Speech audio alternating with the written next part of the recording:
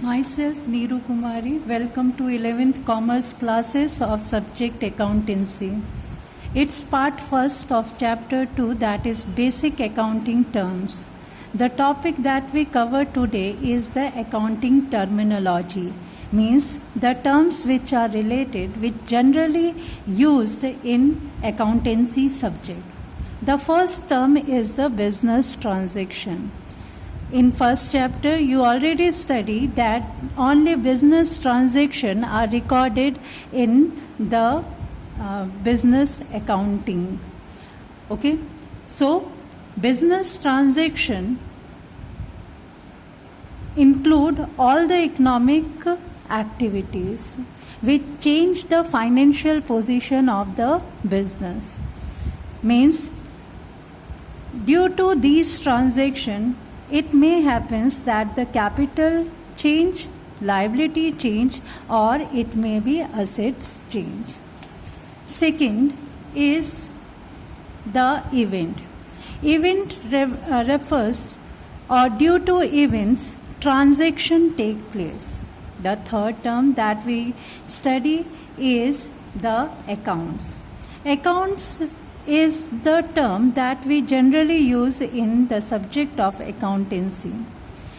Under this, the same nature transaction recorded at one place, and it customarily termed or known as the account. Account, the shape of account is the T, English alphabet, that is T. Means T account shape is T shape, and it has two sides. Left side is known as debit and right side known as credit. The next term that we study is the capital. It refers to the amount that invested by the proprietor in the business. The accounting equation for this is capital is always equal to assets minus liabilities. The next term is the drawing.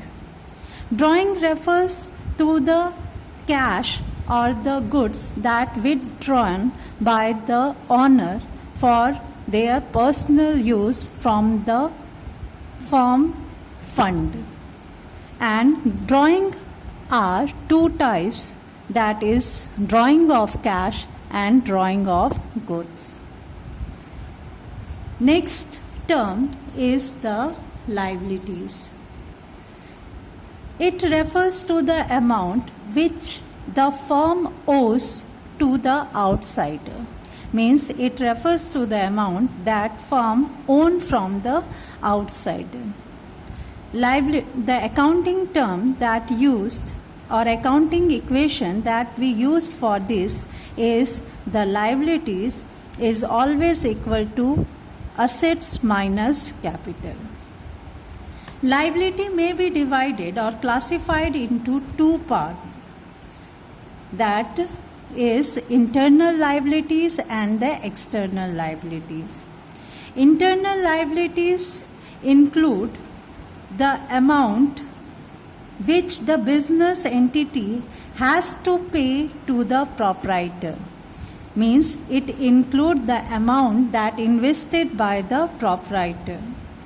Okay. The example of it is the capital and the accumulated profit. External liabilities, it includes all the amount which the business entity has to pay to the outsider.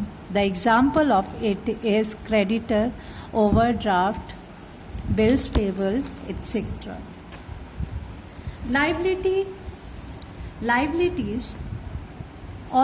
may also be classified in another two categories according to the nature, that is current liabilities and non-current liabilities. Current liabilities include all those liabilities which are paid within 1 year. The example of it is the bank overdraft, bills payable, creditor, etc. Non-current liabilities. Non-current liabilities include all those liabilities which fall due after more than 1 year, which may be paid after more than 1 year. The example of it is the debenture and long-term loans. The next term that we study is the assets.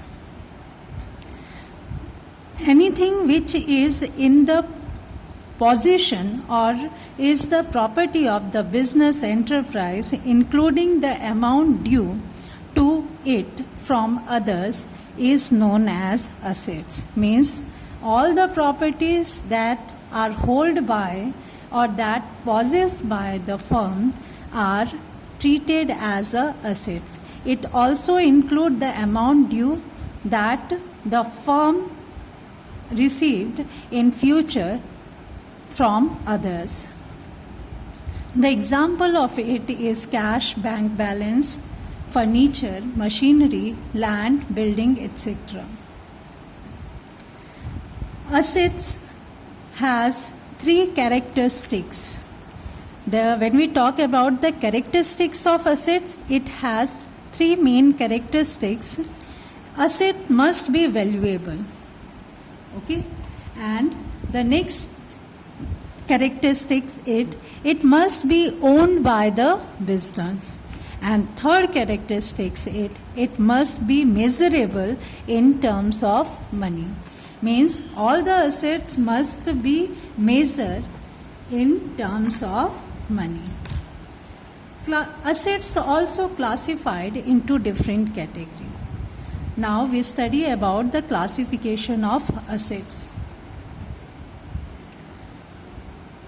Assets are classified into 3 categories: non-current assets, current assets, and fictitious assets.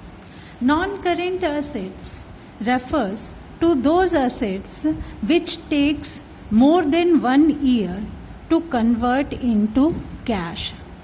Means these assets take more than 1 year to convert into cash. Non-current assets further divided into 2 categories according to the nature of it. That is tangible assets and intangible assets. Tangible assets refers to those assets which has physical existence or which we can see and touch.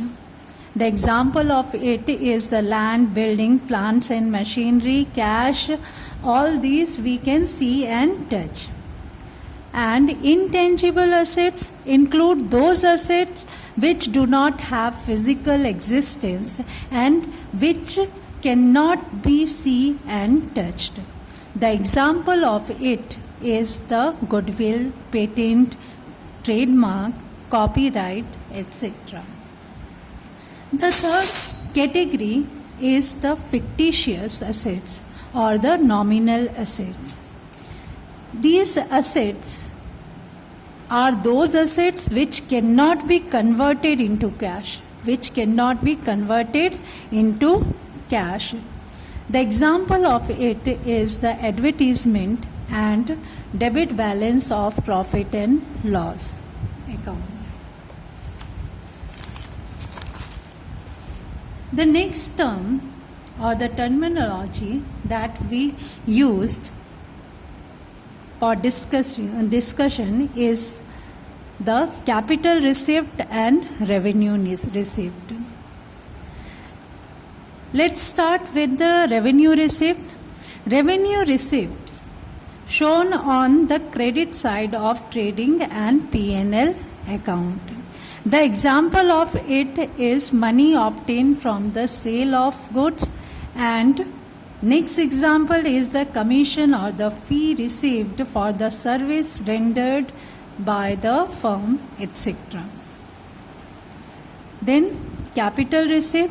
Capital receipt include those receipts which shown in the balance sheet, either as increase in liabilities or as reduction in the value of assets. The example of it is the amount received from sale of fixed assets. The next term that we used is the expenditure. Expenditure refers to the disbursement of cash or the transfer of property or incurring the liabilities for the purpose of acquiring assets, goods or services is called expenditure. Expenditure are classified into three categories, that is capital expenditure, revenue expenditure and deferred revenue expenditure. Capital expenditure include those expenditure which is incurred in acquiring or increasing the value of fixed assets. Means when we incur these expenses that increase the value of assets, because these expenses generally incur at the time of purchase of assets. So the additional expenses that we incurred on these assets are increase the value of assets. Okay. The example of it is the legal expenses that we incurred at the time of transfer of property, that is land. And second type of expenditure is the revenue expenditure. It includes all those expenses which give full benefit during one accounting year period. Means when these expenditure incur within 1 year, it gives full benefit of it. The example of it is cost of goods sold, salaries, rent, electricity charges that paid by the firm. Deferred revenue expenditure. Revenue nature expenditure which benefit likely to be derived over the number of years are known as deferred revenue expenditure. The example of it is the advertisement expenditure or debit balance of profit and loss account. The next term that we use is the expenses. There is a difference between the expenditure and the expenses. What is expenses? It is the cost incurred in producing and selling of goods and services. Okay? So, expenses refers to the cost that we incur in the production and sale of goods and services. The example of it is cost of goods sold, rent, commission, salary, etc. 11. Income. In order to understand the income, first of all, try to understand the concept revenue. Revenue refers to the amount received from the sale of good. Okay. Revenue refers to the amount received from the sale of goods. And what is expenses? Cost of goods sold is called expenses. So, what is income? The difference between the revenue and expenses, or when we deduct expenses from the revenue, we get income. The next term is the profit. Profit is the difference between the total revenue and the total expenditure. Okay, when we deduct total expenses of the firm from the total revenue, we get the profit of the firm. The next heading is the gain. It is the monetary benefit.